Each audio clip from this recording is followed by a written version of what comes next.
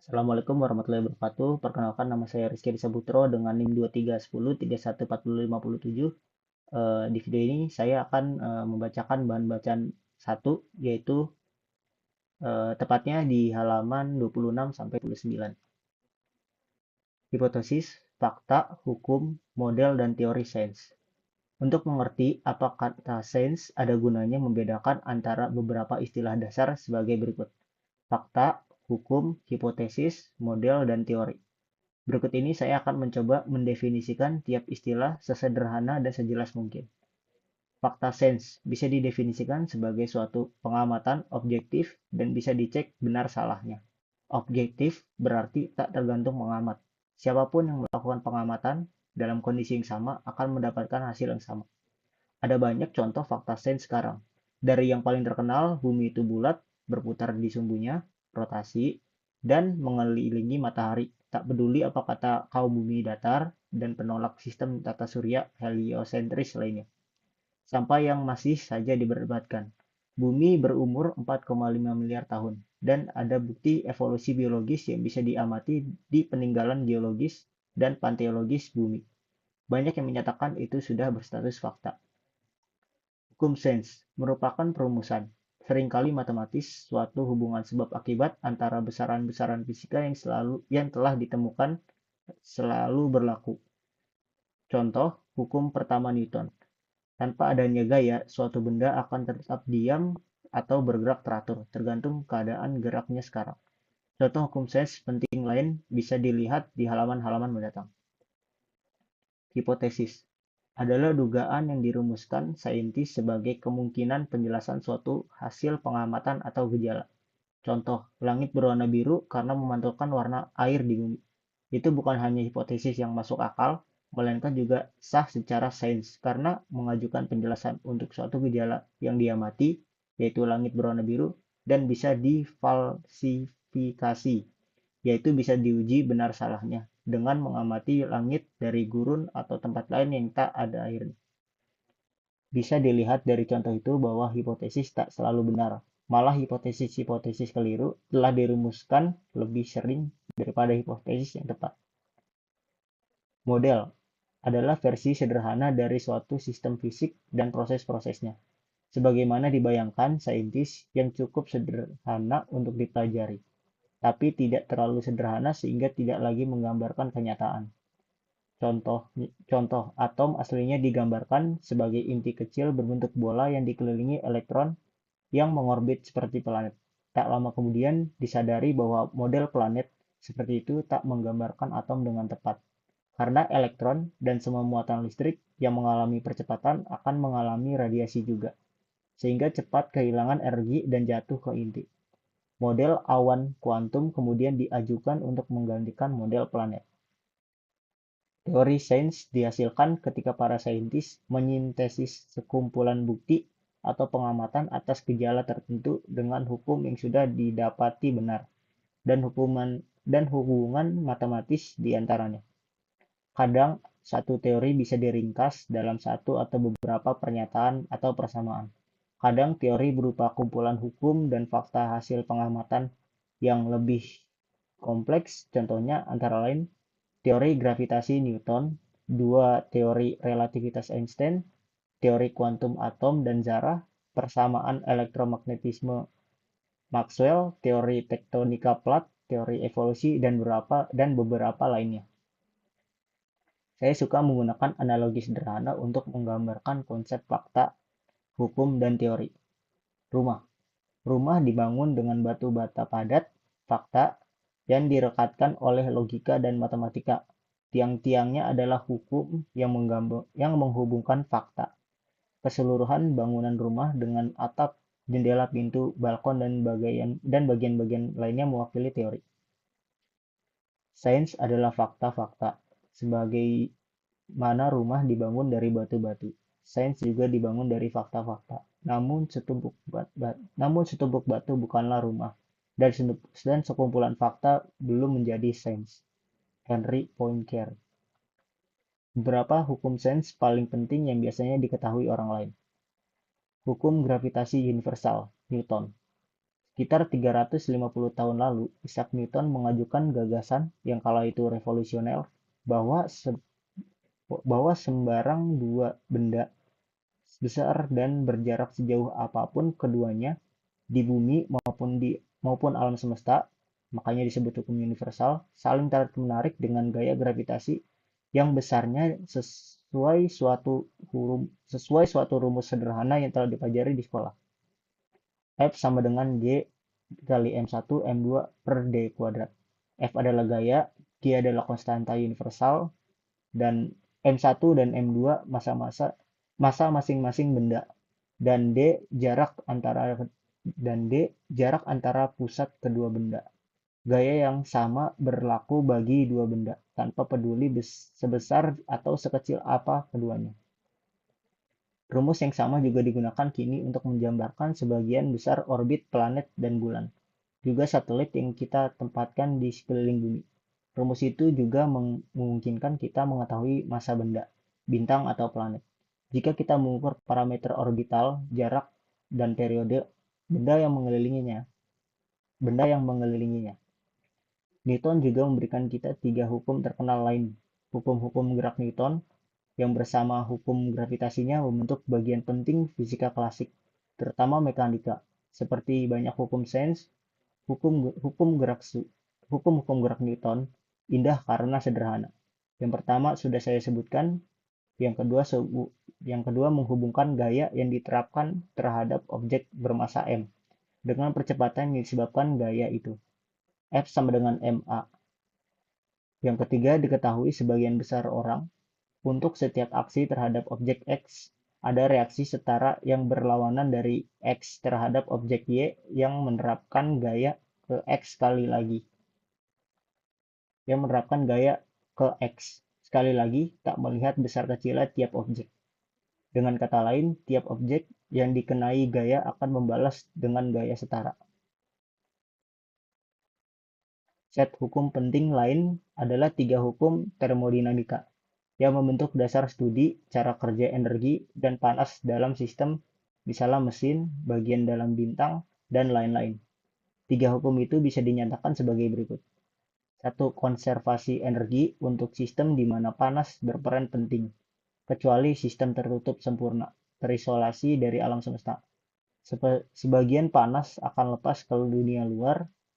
2. Entropi, yang pada dasarnya ukuran ketidakteraturan suatu sistem akan selalu naik di setiap proses termodinamis. Dengan kata lain, suatu sistem tak akan menghasilkan lebih banyak keteraturan dari ketidakteraturan dengan proses alami apapun. 3. Di suhu 0 mutlak Kelvin 273,15 derajat Celcius di bawah 0, suhu paling rendah yang dimungkinkan. Entropi mencapai nilai terendah yang mungkin dan semua zarah berhenti bergerak. Oleh karena itu, mustahil mencapai nol mutlak.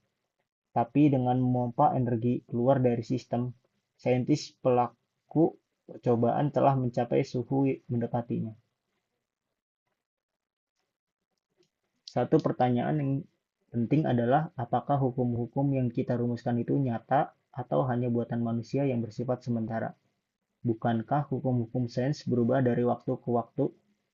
Hukum gravitasi Newton saja didapati tidak cocok dengan Merkurius dan daerah-daerah dengan gravitasi kuat, dan harus diganti persamaan relativitas umum Einstein. Di sini kita mesti membedakan antara hukum sains, rumusan saintis, dan hukum alam, nyata, atau hukum Tuhan, seperti kata orang beriman. Sebenarnya yang ditemukan atau dirumuskan saintis, fakta alam, atau hukum sains, hanyalah pendekatan bertahap dan progresif ke hukum alam sejati, atau hukum Tuhan, yang benar-benar mengatur alam. Apakah hukum alam tak berubah pada seluruh waktu dan ruang atau bisa berubah? Muzaffar Iqbal telah menegaskan bahwa cara dan hukum Tuhan tak berubah. Mengutip ayat Al-Quran, sunnah Allah yang berlaku bagi orang-orang terdahulu dan engkau tidak akan mendapati sunnah Allah berubah. Lalu menambahkan, dengan demikian seluruh alam bekerja melalui hukum-hukum yang tak berubah dan bisa ditemukan melalui penelitian atas alam. Beberapa saintis telah mengusulkan bahwa hukum-hukum alam semesta boleh jadi benar-benar pernah berubah. Mereka telah mengajukan cara menguji hipotesis itu. Tapi sampai sekarang belum ada pengamatan atau percobaan yang mendukungnya. Pembuatan model hukum dalam praktik. Pembuatan model dan hukum dalam praktik. Sains banyak mengandalkan pembuatan model, karena sering kali mustahil melakukan percobaan atau menggambarkan seluruh sistem secara matematis. Terlalu banyak atom di sembarang potongan zat, terlalu banyak interaksi antara berbagai bagian sistem, terlalu kompleks, dan lain-lain. Jadi sains menggunakan banyak tipe model yang bisa berupa objek fisik, versi sederhana, model analog, model numerik, sistem ideal, dan seterusnya. Beberapa contoh model paling terkenal dalam sains antara lain model atom, Platinum-Bohr, model helix ganda melalui molekul DNA, model bola biliar untuk gas, model tetes air, dan model cangkang untuk inti atom, model struktur bumi berlapis-lapis, dan banyak lainnya.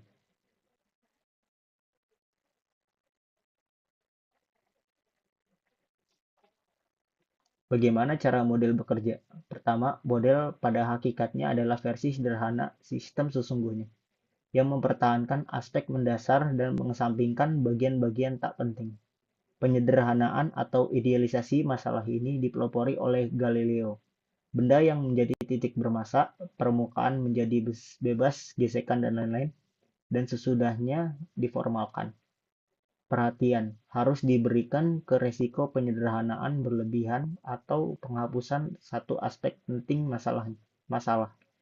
Pemahaman atas akurasi model juga diperlukan, tergantung sifatnya. Contoh model numerik bisa menjadi lebih atau kurang akurat tergantung seberapa linear atau non-linear chaotic sistemnya, dan skala perhitungan. Ini paling baik digambarkan di model perkiraan cuaca dan model perubahan iklim atau pemanasan global. Memang satu bagian penting debat hari ini adalah antara para saintis mengenai seberapa jauh prediksi pemanasan global bisa dipercaya adalah seputar model yang dipakai, efek yang disertakan, dan bagaimana serta ketepatan perhitungan. Konsep-konsep penting untuk pengetahuan sains masa kini. Selain gagasan dasar yang dijelaskan barusan, fakta hipotesis, hukum, teori, model, ada dua konsep lagi yang saya ingin jelaskan singkat, karena sangat berguna untuk mengerti informasi sains dan mencegah kita mendapat kesimpulan keliru dari hasil yang ditemukan atau dilaporkan di sana sini. Kolerasi. Satu, kolerasi. Kolerasi adalah hubungan antara dua besaran atau lebih. Kolerasi bisa positif ketika kedua faktor naik atau turun bersama-sama, atau negatif ketika dua faktor berubah secara berlawanan. Contoh, nilai yang didapat murid meningkat seiring kehadiran di kelas. Korelasi positif. Jumlah rambut di kepala orang menurun ketika orang semakin tua. Korelasi negatif. Tekanan darah lebih tinggi di antara orang-orang yang lebih tua. Korelasi positif. Harapan hidup rata-rata menurun dengan banyaknya jumlah perokok di satu populasi. Korelasi negatif.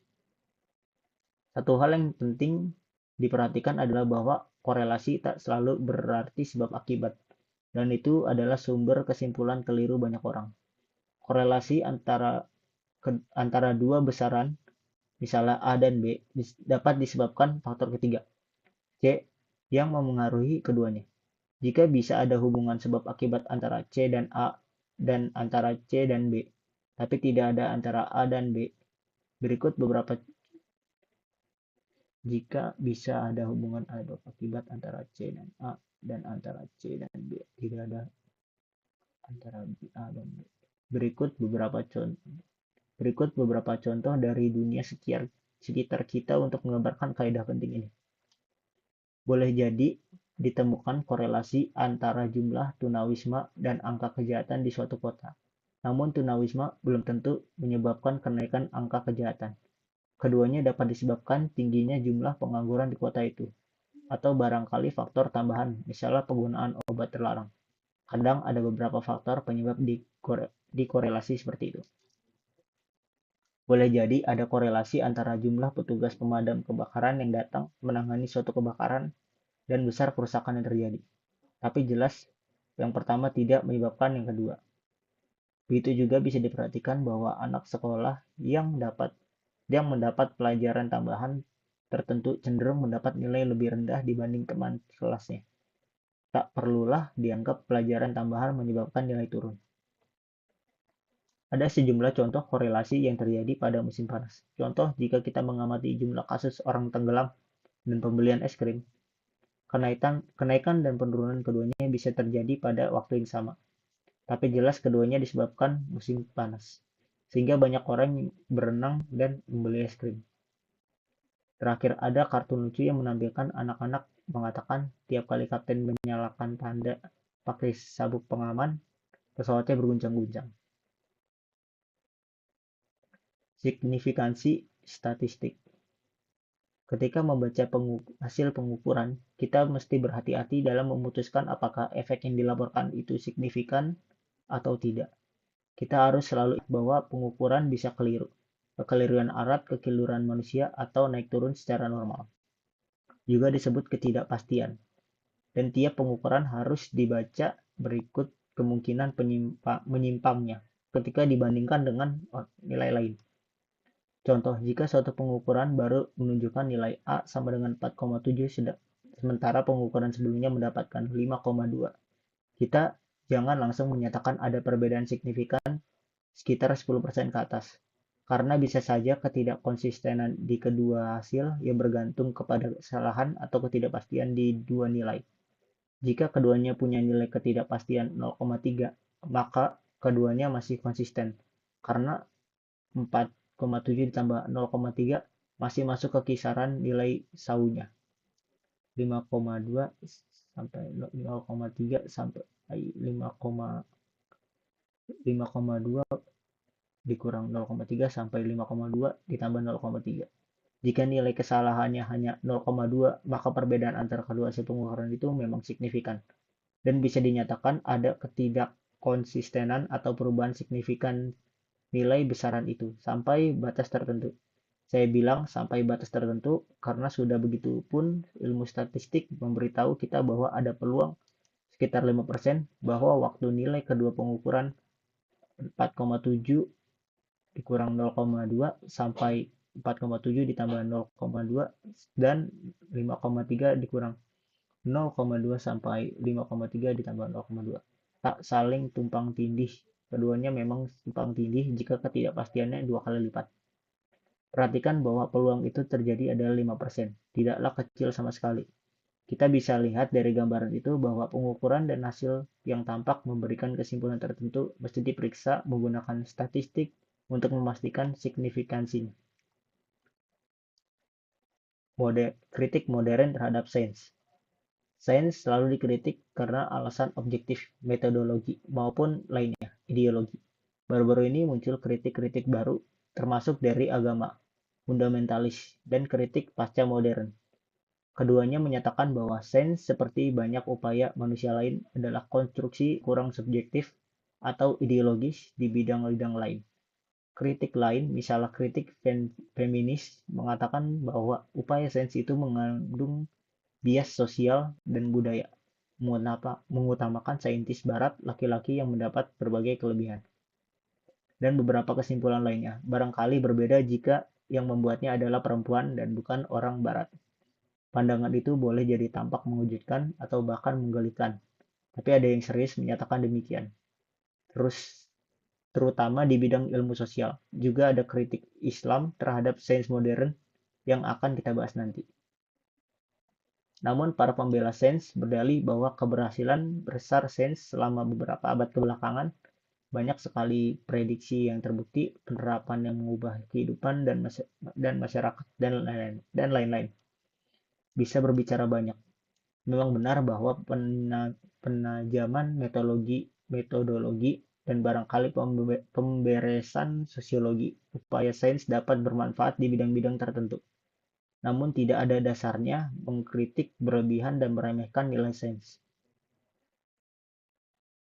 Penilaian objektif dan perspektif bisa mengarahkan kita untuk mengakui dan menyoroti beberapa perdebatan penting mengenai sains modern dan cara kerjanya. Satu perkara yang didebatkan adalah reduksionisme, suatu kaidah metodologi umum di mana penilaian atas suatu objek atau benda dianggap paling baik dilakukan dengan memecahkan dan dengan memecahnya menjadi beberapa bagian, memahami dan menganalisis tiap bagian dan hubungannya ke bagian lain, kemudian menyusun ulang benda atau subjeknya. Cara itu sangat ampuh di banyak bidang, terutama fisika dan kimia, dan sampai batas tertentu di biologi. Contohnya dengan kemungkinan reduksi mekanisme sel ke interaksi kimia antara bagian-bagiannya. Namun proses reduksionis menjadi makin kurang jelas apabila kompleksitas makin tinggi.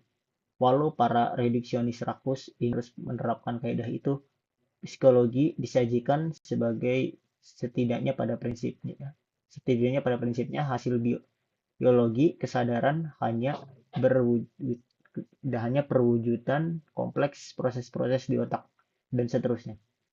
Jika serbahannya itu sering dipandang sebagai penerapan agenda ideologis materialis, jika segalanya bisa direduksi menjadi atom dan interaksi belaka, maka kita tidak akan perlu menyebut akal budi, apalagi jiwa. Jika telah membuat filsuf kontemporer seperti Fraser Fraser Watts bersikeras membedakan antara reduksionisme metodologis dan reduksionisme ideologis. Kenyataannya, saintis tahu bahwa banyak gejala tidak bisa dikenai pendekatan reduksionis, seperti banyak fenomena emergen di tingkat kompleksitas lebih tinggi, muncul gejala baru yang tidak ada di tingkat rendah. Telah diamati dan diteliti. Bidang perdebatan lain adalah upaya sains menempati ruang penelitian seluas mungkin tanpa batas, termasuk terhadap kehidupan dan masyarakat manusia. Biasanya itu diberi label saintisme, istilah yang berkonotasi buruk. Sementara reduksionisme boleh jadi tak berlaku bagi banyak bidang dan gejala, itu bukan berarti bahkan sesuatu seperti kesadaran tak dapat dijelaskan sepenuhnya oleh sains. Cepat atau lambat, namun ketika kita memasuki ranah perilaku dan upaya manusia, terjadi gejala psikologis seperti cinta dan spiritualitas, atau gejala sosial seperti agama, persoalan relevansi, dan kemampuan sains menjadi perdebatan. Nomanul Haq menjelaskan kecenderungan saintisme dengan kesukaan masyarakat manusia mengeluh-elukan saintis, sehingga menyiaratkan bahwa saintis memiliki pemahaman lebih mendalam atas dunia, sehingga harus dipercaya di segala bidang. Pandangan para pemikir Islam mengenai sains modern metodologinya. Kritikus sains modern paling terkenal di kalangan Muslim tak diragukan lagi ialah Syed Hossein Nasr, salah satu filsuf Muslim yang paling penting dalam 50 tahun terakhir, yang telah menulis lusinan buku, ratusan artikel, dan mendapat berbagai penghargaan. Keberatan utamanya adalah karena sains modern telah menggunakan pendekatan naturalistik, tidak melibatkan segala pihak supernatural dan spiritual, sehingga menyangkal kaitan dengan ilahi yang dianggap penting. Keberatan penting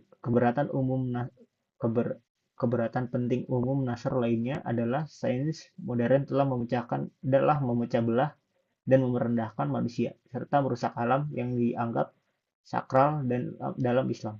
Terakhir, Nasr menolak beberapa pendekatan utama sains modern. Konfirmasi.